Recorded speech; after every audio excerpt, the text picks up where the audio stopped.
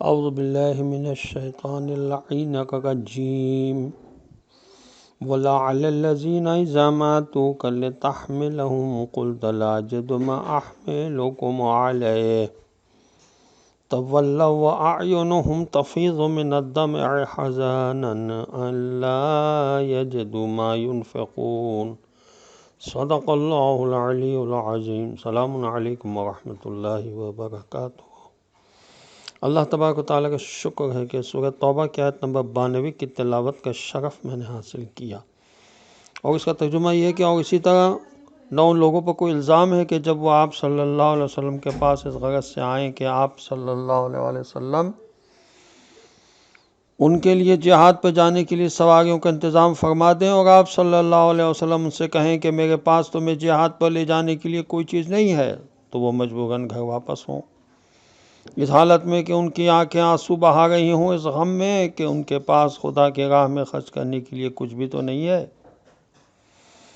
تفہیم القرآن میں اس آیت کے ذیل میں لکھا ہے کہ غرض ایسے لوگ جو دین کی خدمت انجام دینے کے لیے بےتاب ہوں لیکن کسی حقیقی مجبوری کی وجہ سے یا وسائل نہ ہونے کی وجہ سے عملاً دین کی خدمت نہ کر سکیں، تو ان کے دل کو اتنا ہی صدمہ پہنچتا ہے جتنا ایک دنیا پرست کو کسی نفع کے محروم ہو جانے سے ہوا کرتا ہے۔ اسی لیے ایسے لوگوں کا شمار خدا کے ہاں دین کی خدمت انجام دینے والوں یا مجاہدین ہی میں ہوتا ہے، اگرچہ انہوں نے عملاً کوئی خدمت انجام بھی نہ دی ہو۔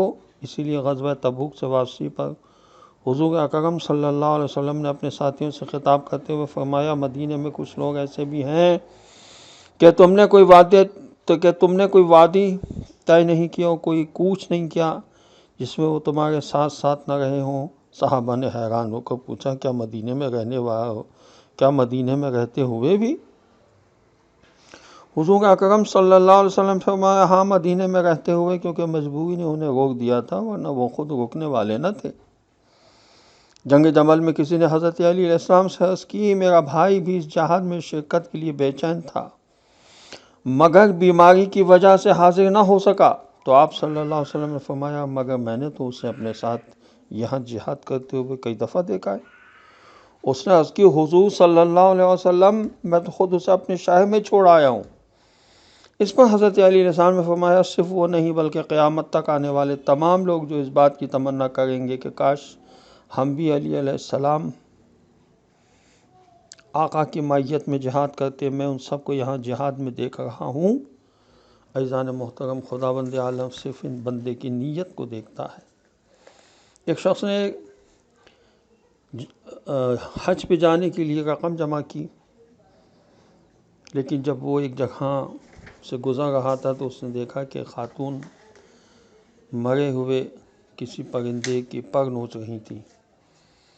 یہ شخص گیا اس کے قریب اور کہا، اے کنیز خدا، مردار کا گوشت تو حرام ہوتا ہے۔ اور خاتون نے کہا کہ یہ ہمارے لیے اب حلال ہو چکا ہے، میرے بچے کئی دنوں سے فاقے میں ہیں۔ تو انہوں نے کہا کہ آپ میرے ساتھ چلیں، میں نے حج کے لیے رقم ادا کی ہے، میں آپ کو وہ دے دیتا ہوں۔ اور اس شخص نے وہ رقم حج کے لیے جو جمع کی تھی اس نے اس معزمہ کو دے دی۔ وہ اس سال حج پہ نہیں جا سکا۔ حاجی لوگ گئے، حج کر کے واپس آئے اور کہنے لگے کہ ہم نے تمہیں فلاں مقام پر دیکھا تھا، اس کے بعد تم ہمیں نہیں ملے، کہاں چلے گئے تھے؟ بہت سے لوگوں نے اس سے کہا۔ اس نے سب سے کہا کہ میں اس سال حج پہ گیا ہی نہیں۔ سب کہنے لگے، ہم نے تمہیں فلاں جگہ دیکھا تھا، کوئی کہہ رہا ہے ہم نے تمہیں منی میں دیکھا تھا، کوئی کہہ رہا ہے ہم نے تمہیں مسجد مزدلفہ میں دیکھا تھا، کوئی کہہ رہا ہے طواف کرتے ہوئے دیکھا تھا۔ وہ شخص بڑا حیران ہوا، آیا رسول اکرم صلی اللہ علیہ وسلم کی خدمت میں اور کہا، اللہ کے رسول میری بات سمجھ میں نہیں آتی، میں حج پہ نہیں جا سکا تھا، مگر لوگ مجھ سے کہہ رہے ہیں کہ تم حج پہ گئے تھے، ہم نے تمہیں وہاں دیکھا تھا، یہ کیا سلسلہ ہے؟ تو اللہ کے رسول نے فرمایا، تم نے خدا کی خوشنودی کے لیے اس کی خاطر وہ رقم جو دی تھی اس معزمہ کو، خدا نے تمہاری شکل میں ایک فرشتے کو خلق کیا جس نے تمہاری طرف سے حج کو کیا ہے۔ عزیزان محترم، اپنے عمل کو سدھاریں، خدا کی خوشنودی کے لیے کام کریں، اپنے دل کو بہلانے کے لیے نہیں۔ وآخر دعوانا ان الحمد للہ رب العالمین، والسلام علیکم ورحمۃ اللہ وبرکاتہ۔